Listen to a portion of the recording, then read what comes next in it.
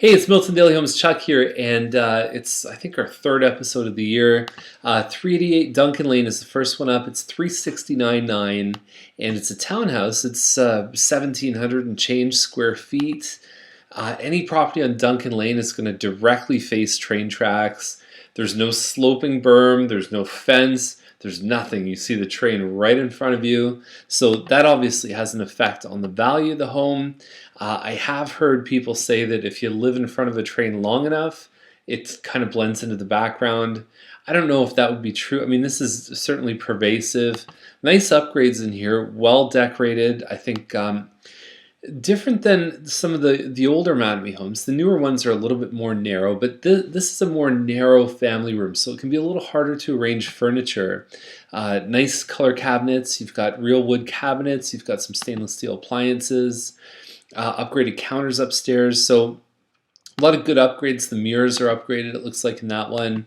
And you have two-car parking in the driveway, which is always a good thing, especially for more of kind of a first-time buyer range. So there's a lot of good things happening here. 369 seems like a pretty good price to me. Okay, so Gollins is 374.9. Again, seems like a pretty good deal. We've got a townhouse here, end unit townhouse, and it's a 3-bedroom, 3-washroom. You do have some of the effect of the train tracks around Gollins too, so you probably hear them. Not as much as Duncan Lane. It's not right in front of you, but it's just at the south end of Gollins where you'd have the train. Now, I don't know if this is wallpaper or what's happening here. You do have a breakfast bar. And then you've got an eat-in area, very clean, very simple. This is a good lesson for people looking about how to stage their home. They've done a terrific job, set the table, all that stuff. So what you have on the main floor is this room, and you can have a TV on the wall here. There's your front door, and then it leads right into the breakfast area. And that's really it. So you don't have a lot, like you don't have a formal dining room. You use your eat-in kitchen. It's really your place to eat. Nice colors inside, beautiful matching. I mean, even the blues, picking up on the blues in the photographs, upgraded light fixtures and ceiling fans. The bedrooms are actually really good size here. You can see how well everything matches. So I have a feeling this home is going to be terrific when you come in. And homes that are move-in ready always command a premium. And the little cherry on top is having a finished basement, a little man cave, a little place where people can hang out. And you can see it, they must have twins or something, two little chairs over there. So really nice. In some of these homes, the builder was the one that finished the basement. I really can't tell from these photos. So very nice, a bit of a wood deck in the back, and I think this is a good fair price. Usually this one hovers at, I think the main plus the upstairs is somewhere in the kind of 1,1600 square foot range, but don't quote me on that. Laurier is at 510, and so we've got a 62 by 120 foot lot. This one's been listed before, and again, they put it back out on the market for January. A lot of people take that Christmas season off, and the flooring looks good. Kitchen looks good, so there's been a lot of upgrades in here too. It's a split level, so you end up having, like, this room right here is actually the lower level, and you can see where the windows are, and then it goes down one level even further than that.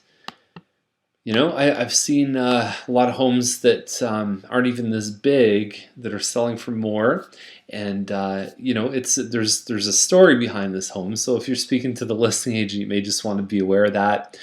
North Circle is at 525, and it says in the listing it's more than 2,500.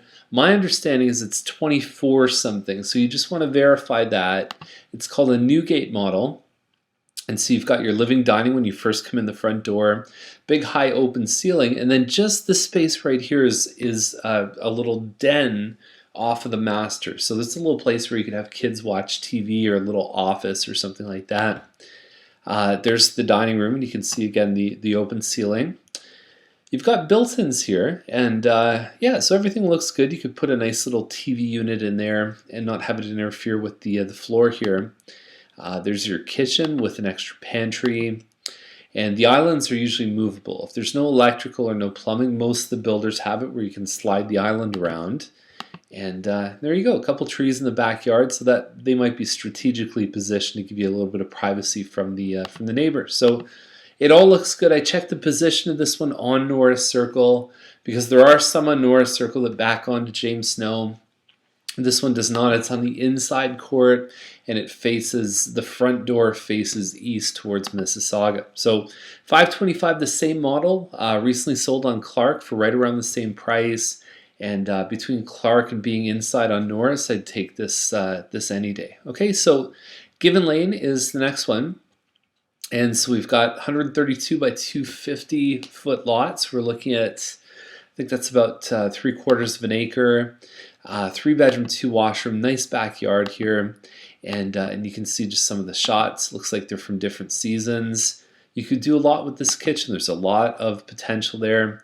You've got a double car garage, and a couple more shots inside. So it's on a water heat, so I would guess it's radiators. I did see some electric baseboard. It's on town water, so you don't need to worry about having a drilled well or any problems with water quality. It's all tapped into the town system. I'll show you where Given Lane is. It's actually, so Main Street used to go right across this way, and the decision was made to divert Main Street and have it go here. And if you've ever traveled at Main and Tremaine, there's actually a big roundabout here, and so this old Main Street is now called Given Lane, and it's a nice quiet place. It's very close to the town, so I think it's in many ways a very ideal location. And you can see that this is some of the Heathwood homes right here. You can see the effects of, I mean, Savaline's starting to kind of travel north here, and you can see some of the Mattamy subdivision right in there. So definitely, whenever there's empty land around, you want to check your zoning, your planning, speak to people that really will give you some answers in the town. But I've seen Given Lane, from everything I know, as being a good place to be. A bit of a country feel, but very close to the town.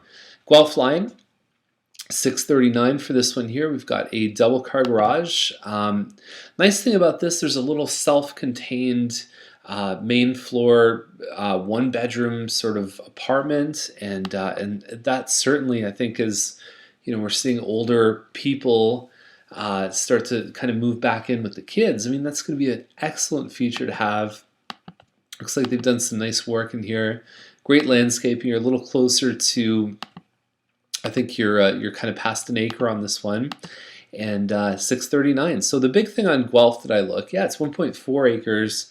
The big thing for me is I look at how far is it set back from the street, because Guelph can certainly get busy. We've got one on Jesse here, right in Campbellville, and lots of big trees on Jesse. 639 for this one here. Difference in values that you kind of get a little bit of a pond right here, backs onto a ravine, so there's a lot of privacy. It's a completely different feeling than living on Guelph Line, and you can see the kitchen still looks like it's had some work done. And again, country property is very hard with 9 photos and 400 characters. Once you reach a certain point with homes, it can be, you really have to go see this stuff. You can't get all the pieces from a listing. If it's a Mattamy townhouse, I mean, you can pull up the floor plans online. You can see what upgrades they've got, and it's a very easy thing. But these are much more complicated to review in something like this in Daily Homes. So 7735 Leslie is the last one. It's at 1.5 million. And what we do know is it's about 32 acres, and it's actually in a neat spot. It's just somewhere on Leslie Road right here.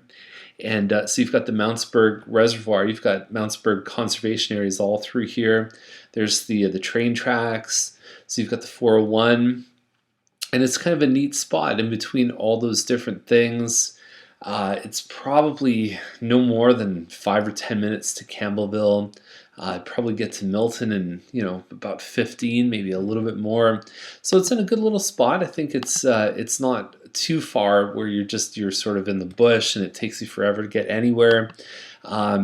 There's a lot of outside shots here. That's certainly a very nice photo. Set up with barn and paddocks and all those kind of things that, I mean, it's much more intrinsic. You don't kind of get the appraised value for it. A lot of people, when they put those kind of structures in, is that it's not something you really, I mean, when you buy it, it's great because you're buying it for pennies on the dollar pretty much. Not like when you put in the swimming pools. You never get your money back that you put in for it. Nice looking hardwood floors. I mean, at 1.5 million, you're really buying the land, but the house itself looks pretty good. We don't have a measurement. We don't know how big the home is, but there is a virtual tour, so you can check that out. So that's the list for today. Have a great day, and we'll see you tomorrow with more Milton Daily Homes.